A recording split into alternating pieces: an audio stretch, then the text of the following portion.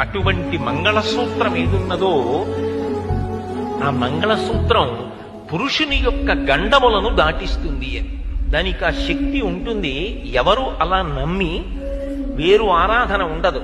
దానికి ఉన్న నియమం ఏమిటంటే ఏ కారణము చేత అది తీయకుండా ఉండుటయే. దాని మీద ఉన్నవారు ఆ గౌరవాన్ని పాటిస్తారంతే.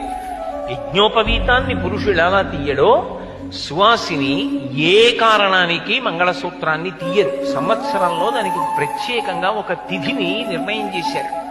ఆ తిథి నాడు మాత్రం ఏం చేస్తారంటే ఎవ్వరూ చూడకుండా మంగళసూత్రానికి ఎక్కడైనా ఇబ్బంది ఉండే అవకాశం ఉన్నదా అన్నది చూసుకోవడానికి ఒక పసుపు తాడు మెడలో వేయించుకుని ఈ సూత్రాన్ని తీసి ఓసారి చూసుకుంటారు.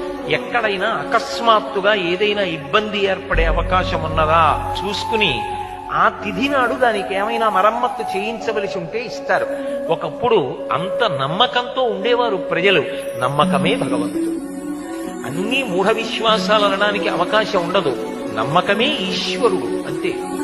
కాబట్టి చెట్టు మీద ఉంటే కొమ్మ, గూట్లో పెడితే బొమ్మ, నమ్ముకుంటే అమ్మ. మీ విశ్వాసము. కాబట్టి ఆ మంగళసూత్రం అనేటటువంటి దానికి అంతటి ప్రాముఖ్యత వచ్చింది. ఇటువంటి మంగళసూత్రము ఏదైతే ఉందో అది అటువంటి మంగళసూత్రం ఏదున్నదో ఆ మంగళసూత్రం పురుషుని యొక్క గండములను దాటిస్తుంది అని. దానికి ఆ శక్తి ఉంటుంది. ఎవరు అలా నమ్మి వేరు ఆరాధన ఉండదు. దానికి ఉన్న నియమం ఏమిటంటే ఏ కారణము చేత అది తీయకుండా ఉండుటయే. దాని మీద ఉన్నవారు ఆ గౌరవాన్ని పాటిస్తారంతే. యజ్ఞోపవీతాన్ని పురుషుడు ఎలా తీయడో సువాసిని ఏ కారణానికి మంగళసూత్రాన్ని తీయరు. సంవత్సరంలో దానికి ప్రత్యేకంగా ఒక తిథిని నిర్ణయం చేశారు.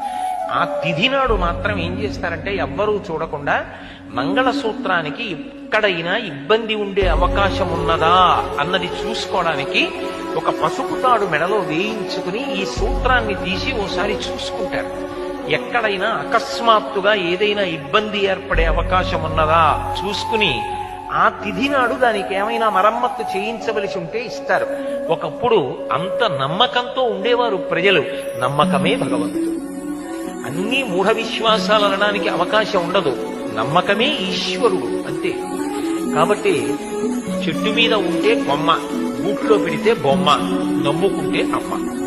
మీ విశ్వాసము. కాబట్టి ఆ మంగళసూత్రం అనేటటువంటి దానికి అంతటి ప్రాముఖ్యత వచ్చింది.